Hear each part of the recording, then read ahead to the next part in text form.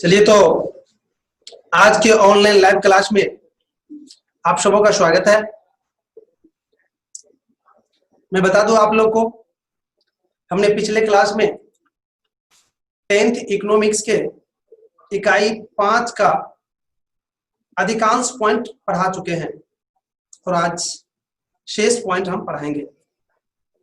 आज का पॉइंट होगा आपका आधुनिक मंदी का सेवा क्षेत्र पर प्रभाव।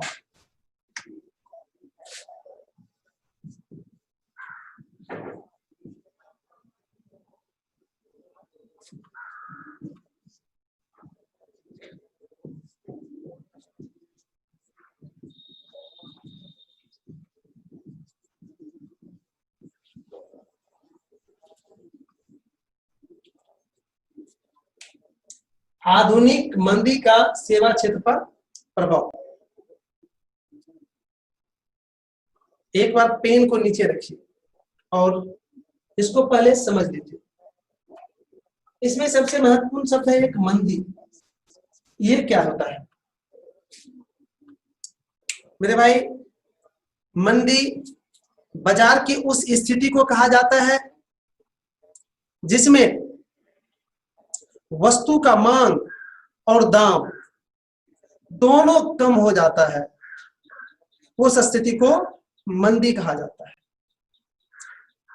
और यह मंदी वैसे समानता उपस्थित होती रहती है मार्केट में, और अंतरराष्ट्रीय स्तर पर पहली बार 1929 ईस्वी में यह आर्थिक मंदी उपस्थित हुआ था। आधुनिक मंदी का यहां मतलब बताने जा रहा हूं, ध्यान से सुनिएगा। आधुनिक मंदी का ये 1929 की बात नहीं कर रहा है, ये कह रहा है 1990 के दशक की बात, मतलब वर्तमान में समझिए। कह रहा है वर्तमान समय में मार्केट में जो है मंदी की स्थिति उत्पन्न हुई है या हो रही है। तो ये क्या है, इस पर सेवा क्षेत्र पर क्या प्रभाव पड़ा? तो मैं बता दूं कि 1929 में जो पहली बार विश्वव्यापी आर्थिक मंदी की स्थिति उत्पन्न हुई थी, उसका भी शुरुआत अमेरिका से ही हुआ था और इसका भी शुरुआत अमेरिका से ही हुआ है। ध्यान से सुनिएगा। आधुनिक मंदी जो उत्पन्न हुआ है उसका मुख्य कारण है टेक्नोलॉजी में विकास होना। जब नए नए टेक्नोलॉजी का विकास हुआ तो जो पुराने टेक्नोलॉजी पर कोई वस्तु बन रहे थे, उसका जो डिजाइनिंग हो रहा था, उसका मांग, उसका मूल्य बाजार में कम हो गया। उसी को कहा गया है आर्थिक मंदी। और आप खुद भी इस पर थोड़ा सोच सकते हैं कि अभी जब कोई नए टेक्नोलॉजी पर वस्तु बनकर मार्केट में पहुंचती है तो पुरानी टेक्नोलॉजी पर जो वस्तु बनकर पहले से मार्केट में उपस्थित है उसका महत्व कम हो जाता है। तो ये आधुनिक मंदी की बात है कि टेक्नोलॉजी का जब विकास हुआ तो आधुनिक मंदी की स्थिति उत्पन्न हुई। अब चलते हैं सेवा क्षेत्र। कहा कि आधुनिक मंदी की जो स्थिति उत्पन्न हुई तो सेवा क्षेत्र पर क्या प्रभाव पड़ा। मैं सेवा क्षेत्र का मतलब कल बताए थे और कई दिन से बता रहे कि सेवा का मतलब होता है, या सेवा क्षेत्र का मतलब उस क्षेत्र से होता है जिससे हमें काम करने में, विकास करने में सहायता मिलती है। तो मैंने बताया था कल, इंजीनियर, डॉक्टर, बिजली, संचार, परिवहन, ये सब सेवा क्षेत्र है। तो कह रहा है कि ये सब क्षेत्र पर क्या प्रभाव पड़ा। तो मैं बता दूं भाई कि आधुनिक मंदी का सेवा क्षेत्र पर काफी व्यापक प्रभाव पड़ा था। आधुनिक मंदी के कारण कई फैक्ट्रियां बंद हो गई थी। क्यों? क्योंकि वहां पर पुराने टेक्नोलॉजी पर वस्तु बन रही थी, जिस वस्तु की मांग बाजार में घट गई थी। और जब एक दो कंपनियां ने, लाखों कंपनियां बंद हो गई थी। जब लाखों कंपनियां बंद हो गई थी तब वो उस कंपनी में काम कर रहे इंजीनियर, उस कंपनी में सप्लाई दे रहे बिजली के कर्मचारी इत्यादि बेरोजगार हो गया। और करोड़ों की संख्या में बेरोजगारी उत्पन्न किया था। कौन? आधुनिक मंदी।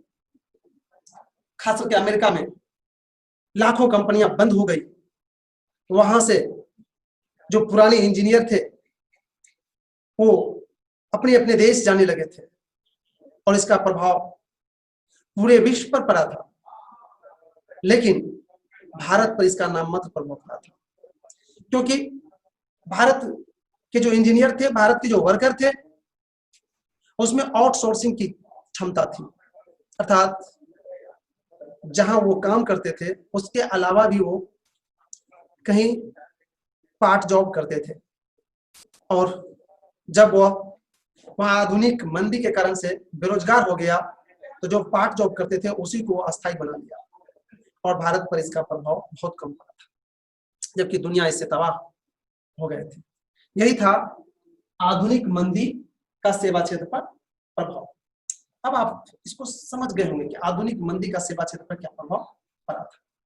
अब इसको आप लोग नोट कर लीजिए। आधुनिक मंदी का तात्पर्य वर्तमान समय में तकनीक के विकास होने से उत्पन्न मंदी से है। तकनीक के विकास होने के बाद पहले से तैयार हो रहे वस्तु का मांग कम होने लगा, जो धीरे धीरे मंदी की स्थिति में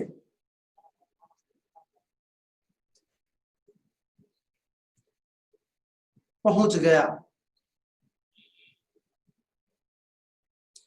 इसका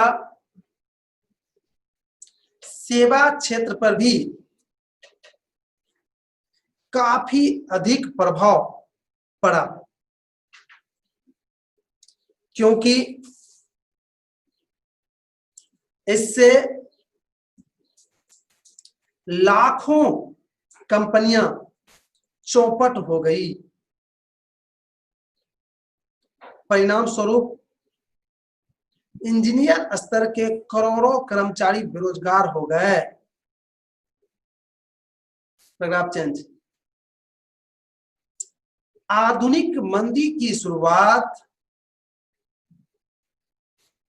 अमेरिका से हुई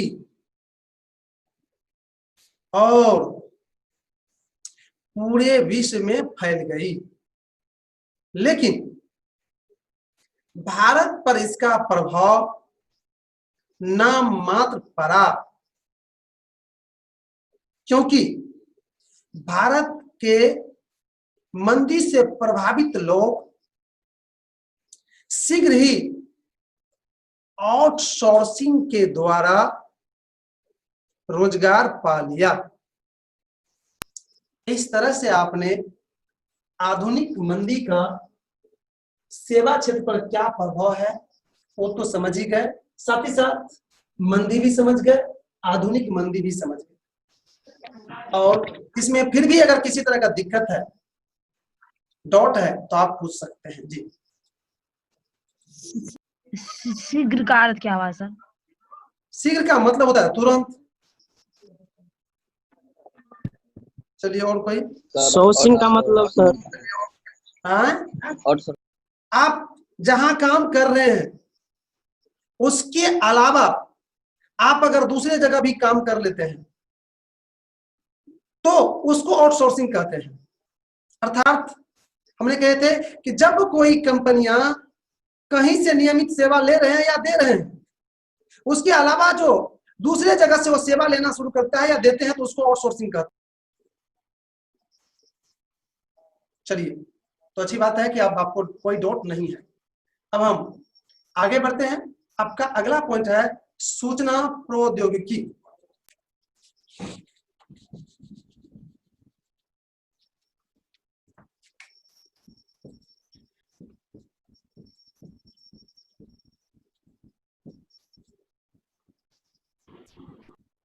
सूचना प्रौद्योगिकी एक बार ध्यान पूर्वक इसको आप लोग सुन लीजिए। सूचना मतलब होता है, क्या होता है जानते हैं कि जानकारी प्राप्त करना या देना, किसी को जानकारी देना या जानकारी लेना ही सूचना कहलाता है। अब प्रौद्योगिकी का मतलब होता है टेक्नोलॉजी इंग्लिश में, अर्थात टेक्नोलॉजी का मतलब हो गया कि कोई भी चीज जो करते हैं उसका जो तरीका होता है वही टेक्नोलॉजी कहलाता है। अर्थात सूचना प्रौद्योगिकी का मतलब हो गया कि सूचना पहुंचाने वाला जो टेक्नोलॉजी है, तरीका है, वही सूचना प्रौद्योगिकी कहलाता है। और सूचना प्रौद्योगिकी का ये समान अर्थ हुआ, लेकिन इसका जो उपयोग किया जा रहा है शब्द का, वो कहां करते हैं थोड़ा सा वो सुन लीजिएगा, ध्यान से सुनिएगा। क्योंकि पहले से तो सूचना देने या लेने का बात तो हो रहा है, लेकिन आज जो सूचना देने और लेने का कोई तरीका ढूंढता है तो उसको रखा जाता है सूचना प्रौद्योगिकी के अंदर। अर्थात हम कह दें कि सूचना देने या लेने का जो उच्च तरीका है उसको कहा जाता है सूचना प्रौद्योगिकी। शायद समझ में आ गया होगा सूचना प्रौद्योगिकी क्या है। मेरे भाई मैं बता दूं कि वर्तमान समय में सूचना प्रौद्योगिकी का स्तर काफी ऊंचा हो गया है। वर्तमान समय में जहां चंद मिनटों में सूचनाएं एक स्थान से दूसरे स्थान पहुंच जाती है, वहीं इसको पहुंचाने में जो खर्च होता है वो बहुत कम होता है। सूचना प्रौद्योगिकी आप समझ गए होंगे, अब इसको आप लोग नोट कर लीजिए। सूचना प्रौद्योगिकी का तात्पर्य सूचना के आदान प्रदान से है। सूचना प्रौद्योगिकी का तात्पर्य सूचना के आदान प्रदान करने वाले तकनीक से है। आज सूचना प्रौद्योगिकी का विकास काफी तेजी से हो रहा है, जिसके कारण विश्व की सारी सूचनाएं हमें शीघ्र मिल रही है। Call centre, internet, customer care, fax, television, उपग्रह संचार आदि सूचना प्रौद्योगिकी का क्षेत्र है। इस तरह से आपने सूचना प्रौद्योगिकी को समझ गए और लिख भी लिए होंगे। अब अगर इसमें थोड़ा सा भी दिक्कत है तो आप पूछ सकते हैं जी।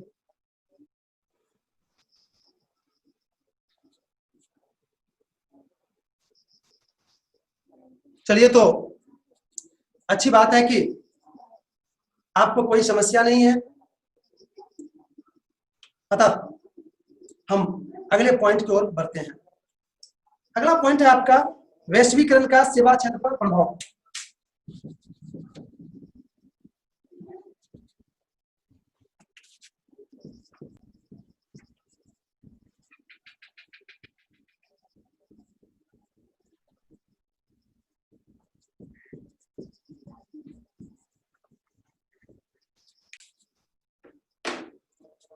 मेरे भाई, वैश्वीकरण क्या होता है उसको समझ लीजिए। वैश्वीकरण का मतलब होता है पूरे विश्व को एक करना, वैश्वीकरण कहलाता है।